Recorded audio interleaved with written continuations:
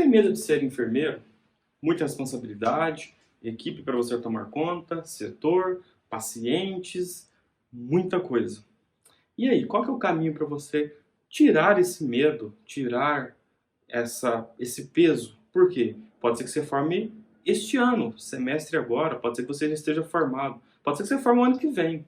E já começou a te dar aquela batedeira, né? Aquela taquicardia.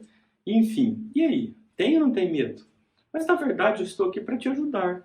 Eu quero fazer você não ter medo e sim ter segurança. E sabe o que eu tenho para te dizer? Então veja o vídeo até o final.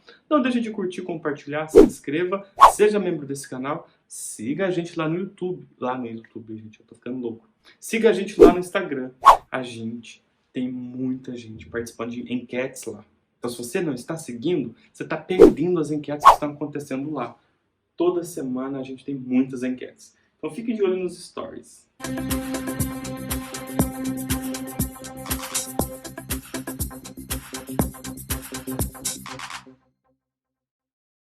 Galera, olha só. Medo de ser enfermeiro. O título tá aqui. O que seria esse medo? Eu já fiz um vídeo para técnico de enfermagem com medo de ser técnico de enfermagem. Agora chegou a vez de vocês. E aqui o caldo engrossa. Porque você tem que saber muita coisa. Primeiramente, eu posso até dizer a mesma coisa que eu falei para os técnicos de enfermagem. Não é medo que você tem. O que você tem é uma cautela, medo de errar, medo de fazer alguma coisa. Isso tudo pode ser traduzido como uma falta de segurança, falta de experiência, até porque se você nunca trabalhou como enfermeiro, tudo para você é novo. Então é normal você ter essa insegurança. Falta de experiência te gera esse terreno inseguro. E isso você acaba achando que seja um medo. Tem como acabar com isso? Com certeza. Eu já estive do seu lado. Que lado? Terminar a faculdade e pensar, putz, cara, formei, e agora? Tá? Só que eu estava tranquilo. Eu continuava estudando e estava tranquilo. Quando eu arrumei meu primeiro emprego, eu estava tranquilo. Tinha muita coisa que eu nunca nem vi, nem que cor que era antes. Eu fui aprendendo lá. Mas a minha base me ajudou muito. Então, vamos para cá. Vamos para o quadro. Primeira coisa, vou elencar algumas coisas aqui. Se você estiver respondendo sim para o que eu colocar aqui, você pode ficar de olho fechado que você vai ser um enfermeiro top. Acaba com esse medo hoje, tá? Se você ficar mais ou menos ou não, estude isso para você não ter esse problema no futuro. Por onde eu começo? Vamos começar com raciocínio clínico. Você tem raciocínio clínico? O que é raciocínio clínico? Você consegue olhar para um paciente e falar assim, nossa, esse paciente está com nível de consciência rebaixado, esse paciente aqui está apresentando edema agudo de pulmão, porque quando eu fiz a ausculta nesse paciente, eu percebi que esse paciente tem estertores em bases pulmonares, ou em terço médio do pulmão direito, por aí vai. Sua semiologia foi boa? Você lembra de tudo? Fisiologia, lembra de tudo isso? Anatomia, você não erra onde estão os órgãos? Sabe de tudo nessa questão dos órgãos? Pois é. Se por acaso o raciocínio clínico estiver difícil, o caminho é esse. Ó, anatomia, fisiologia, semiologia. Ah, Edra, é só isso? Não! Vamos lá. O que a gente tem aqui de matérias básicas que pode ser o terror de muita gente? Ó, micro, imuno, tá? Porque através de microimuno e parasito, né? Ó, parasito. Isso aqui tudo, ó, te ajuda em exames laboratoriais. Labs, tá? Então, raciocínio clínico você precisa. Você precisa interpretar um eletrocardiograma, você precisa interpretar um raio-x, você precisa interpretar o hemograma do paciente, saber se o paciente tem leucocitose com desvio à esquerda, plaquetopenia, trombocitose.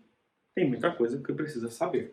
Isso aqui foi só um item, raciocínio clínico. Se o seu raciocínio clínico não estiver bom, olha só o bizu, é só revisar esses conteúdos aqui. Bom, oxigenoterapia. Oxigenoterapia. Galera, se você não sabe, oxigenoterapia, você tem que saber muito. Não vai escorar no fisioterapeuta e nem no médico, tá? Nós temos que criar vergonha na nossa cara e falar assim, eu também sou um profissional de saúde que sei oxigenoterapia. É nossa atribuição. Pode olhar lá no seu Conselho Federal de Enfermagem. Ventilador mecânico, se você não sabe, você tem que estudar. Catéter, máscara, o que usa, o que não usa, desmame, saber que um paciente precisa ser entubado ou não, os cuidados com ventilação mecânica invasiva e não invasiva, você precisa saber. Sem contar a gasometria.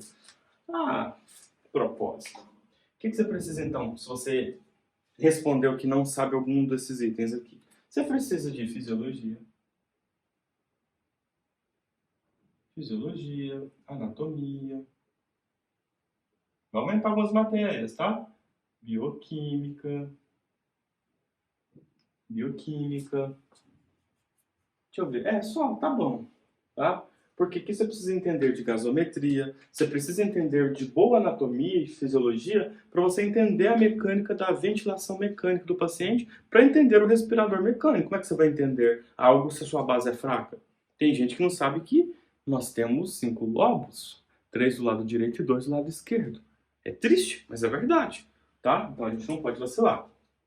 Além de entender catéteres, outras coisas, orientar a sua equipe, né? Os técnicos de enfermagem, eles precisam de orientações, precisam de apoio. Eles não têm que correr lá no fisioterapeuta e nem no médico. Quem é que supervisiona a sua equipe? Você.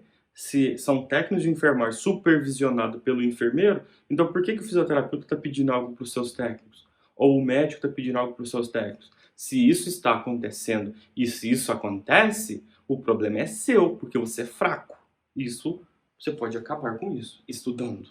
Não tem outro caminho. Estude, para você falar assim, não, meu setor, eu vou discutir clinicamente com o físico e com o médico aqui e eu passo as orientações para a minha equipe.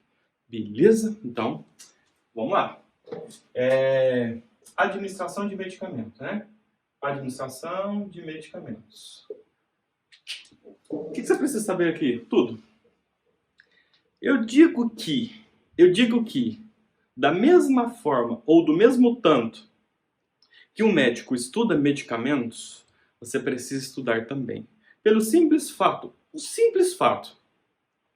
ele tem atribuição de prescrever, prescritor.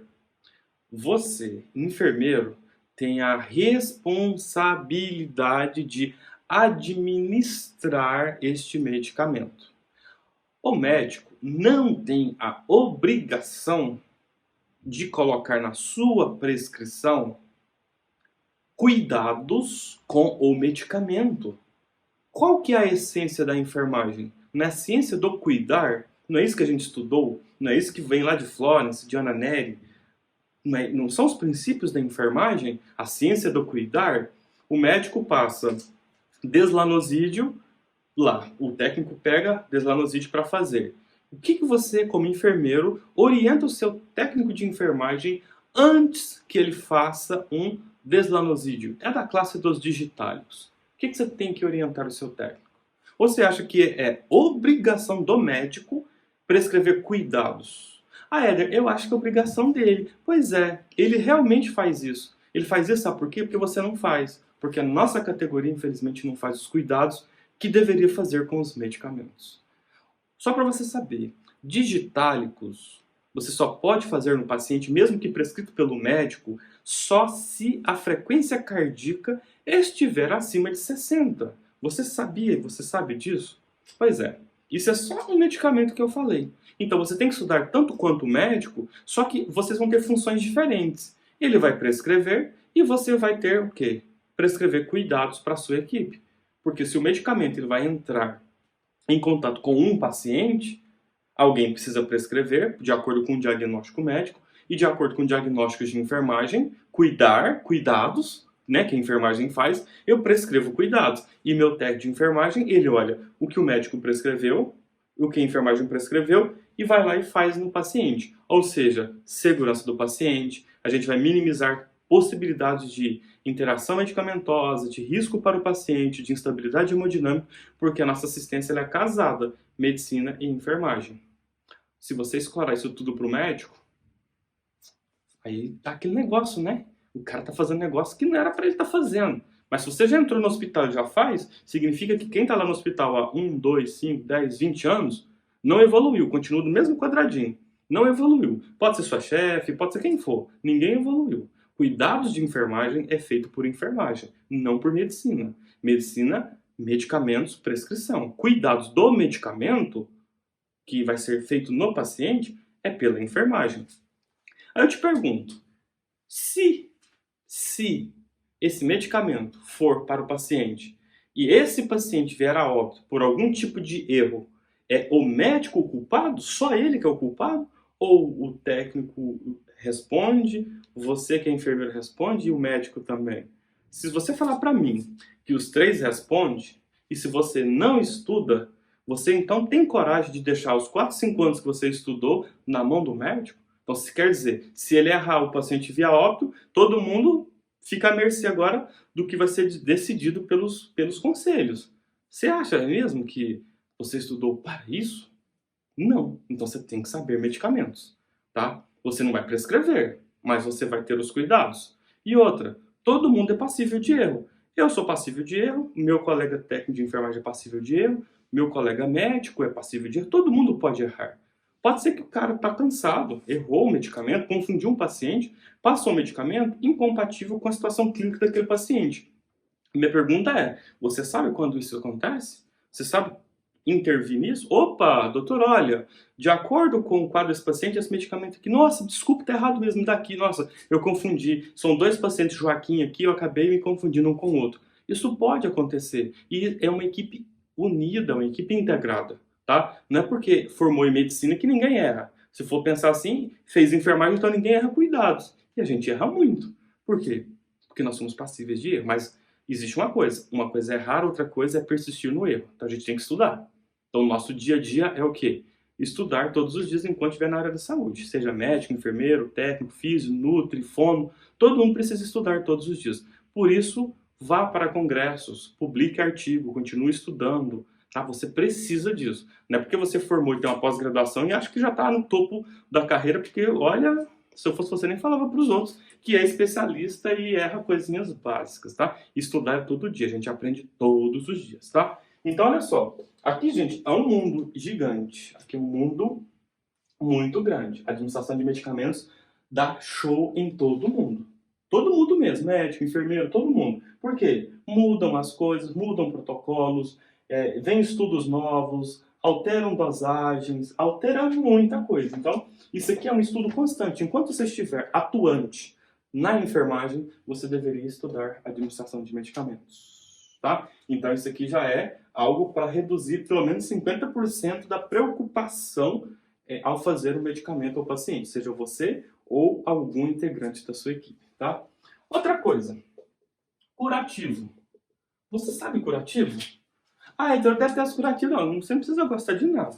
Se você escolher fazer a profissão, o que é básico você precisa saber. Então, curativo não é só lesão cutânea. Existe curativo de acessos, existe curativo de estomas, tá? Então, quando a gente fala de curativos, existe um mundo muito grande, tá? Então, você tem que saber avaliar, saber o que colocar. E outra coisa, você que trata lesões cutâneas, você que indica coberturas, e coberturas têm função de medicamento naquela lesão. Então, para você fazer um processo de cicatrização eficiente, para e pensa. Você precisa dominar curativo. Queira ou não queira, você precisa, tá? Então, estude. Isso aqui, ó, sondagens. Cara, sonda nasogástrico-nasentérica, GTT, é sua obrigação saber os cuidados, orientar o técnico de enfermagem, orientar o acompanhante, orientar o cuidador, orientar o paciente, fazer os cuidados. Você não pode ter dúvida nisso.